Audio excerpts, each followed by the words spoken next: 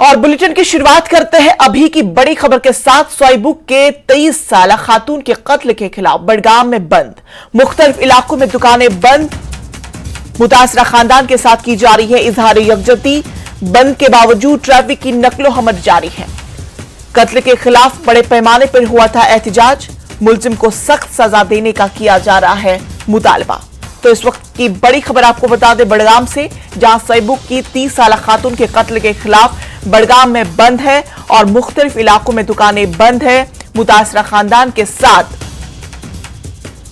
इजहार यकजहती। बंद के बावजूद ट्रैफिक की नकलो हमल जारी। कत्ल के खिलाफ बड़े पैमाने पर हुआ था एहतजाज। मुलजिम को सख्त सजा देने का किया जा रहा है मुतालबा। तो नाजरीन, आपको बता दें कि कुछ दिन कबल 23 साल खातून बड़गाम में कत्ल हुई थी और जिसके बाद आज बड़गाम में बंद की कॉल दी गई है। वहां पे पूरा निजाम दरहम बरहम है। मुतासरा खानदान के साथ इजहार यकजहती पेश किया जा रहा है। सोईबुक बड़गाम से ताल्लुक रखने वाली 30 साल आरिफा कत्ल मामले में आज बड़गाम के मुख्तलिफ मकामात पर बंद देखा जा रहा है। हालांकि ट्रैफिक चल रहा है लेकिन मार्केट क्लोज है। दुकानदारों ने हमदर्दी का इजहार करते हुए आज मार्केट बंद रखी है। हम इस वक्त मेन चौक बड़गाम में मौजूद है। यहाँ पर भी मार्केट सुबह से ही बंद है। हालांकि ट्रैफिक चल रहा है लेकिन आप देख सकते हैं इस तरफ से भी जहां से भी आप दुकानें देख रहे हैं सब बंद है। इसी तरीके का हाल ओमपुरा बड़गाम में है और जो दूसरे मार्केट है वहां पर भी इसी तरीके का मंजर आपको दिख रहा है। और लगातार जब से आरिफा का कत्ल हुआ है तब से लगातार जगह जगह जिला भर में एहतजाज हो रहे हैं और मुतालबा यही किया जा रहा है कि जो इसमें कल्प्रिट है, जो मुलजिम है, उसके खिलाफ सख्त से सख्त सजा देनी चाहिए। और लोगों का यह भी मुतालबा है कि फास्ट ट्रैक बुनियादों पर इस केस की तहकीक होनी चाहिए। न्यूज़ 18 के लिए बड़गाम से मैं आबिद हुसैन। एलजी मनोज सिन्हा ने जम्मू में सौहार्द नामी प्रोग्राम की इफ्तिताही तकरीब में शिरकत की। उन्होंने इस दौरान Jammu Kashmir UT inter university chancellors trophy man and women championship 2023 का इफ्तिताह किया। तलबा असातिज़ा के अलावा तालीमी माहिरीन ने प्रोग्राम में शिरकत की। एलजी ने कहा कि नौजवानों को आगे बढ़ाने और खुद एतमादी बरकरार रखने के लिए भगवत गीता पढ़नी चाहिए। उन्होंने कहा कि श्री कृष्ण का पैगाम नौजवानों की हौसला अफजाई करेगा। जम्मू कश्मीर में नई तालीमी पॉलिसी तलबा को हर शोबे में सबकत हासिल करने का मौका फराहम कर रही है। और मुझे लगता है कि अब स्पोर्ट्स कोई एक्स्ट्रा करिकुलर एक्टिविटी नहीं है, बल्कि स्कूल, कॉलेज और यूनिवर्सिटी में मैथ, साइंस, सोशल साइंस की तरह कोर सब्जेक्ट के रूप में ही इसे माना जाना चाहिए। स्पोर्ट्स वह माध्यम है जो हमारे नौजवानों को साहस देता है, उनके सामने नए लक्ष्य तय करता है और उन लक्ष्यों को प्राप्त करने के लिए मार्ग भी प्रशस्त करता है। अगर आप हमारे देश में या दुनिया के शैक्षिक इतिहास को भी उठा करके देखेंगे तो शिक्षा का मतलब मात्र किताबों तक सीमित रहना नहीं रहा है।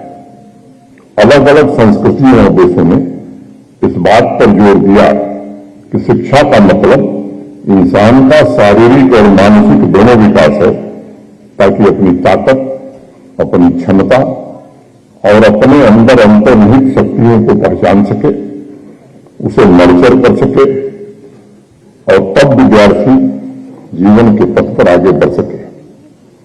मैं खासतौर से अपने युवा साथियों तथा शिक्षकों से कहना चाहता हूं कि आजकल के विद्यार्थी को प्रोत्साहित करना चाहिए और मुझे लगता है कि अगर प्रोत्साहन के लिए कोई ग्रंथ पढ़ना है तो भगवत गीता पढ़नी चाहिए। एकेडमिक्स में टॉपर और खेल के मैदान में चैंपियन बनने के लिए आप स्वयं विचार करिए, सबसे ज्यादा प्रेरणा कौन दे सकता है?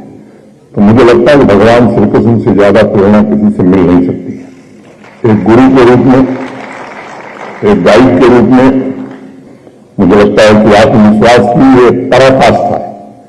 एक गुरु इतनी हिम्मत करके अपने शिष्य को कहता है कि तुम सब कुछ छोड़ दे, मेरी शरण में आ। और कृष्ण जैसी हिम्मत हमारे यहाँ के सभी शिक्षकों ने आगे ये मैं समझता हूं कि ईश्वर से मैं प्रार्थना करता हूं, यही क्लासरूम में मैं देखना चाहता हूं, ताकि पूरे अधिकार से, पूरे हिम्मत से हमारे शिक्षक कह सकें विद्यार्थियों से, स्टूडेंट से, तुम बाकी सब छोड़ो, वह करो जो मैं कह रहा हूं। और शिष्य में भी उतनी ही श्रद्धा हो कि वह गुरु के कहने पर अंगारों पर पांव रखने के लिए भी तैयार रहे, न हिचके।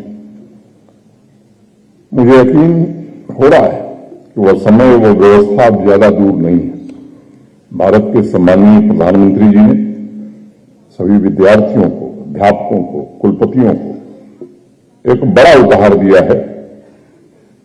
पहले टीचर्स हों, चाहे स्टूडेंट्स हों या वाइस चांसलर साहब हों, सब कहीं न कहीं क्लासरूम की दीवारों और सिलेबस की सीमाओं से बंधे थे। हम सोच नहीं सकते थे कि फिजिक्स का टॉपर लॉन टेनिस का चैंपियन बनने का ख्वाब देख सकता है। अब उसे पूरा करने की व्यवस्था निर्मित की गई है। 100 मीटर रेस दौड़ने वाला बच्चा या बच्ची इंजीनियर बनना चाहता है तो उसे भी अवसर मिलेगा।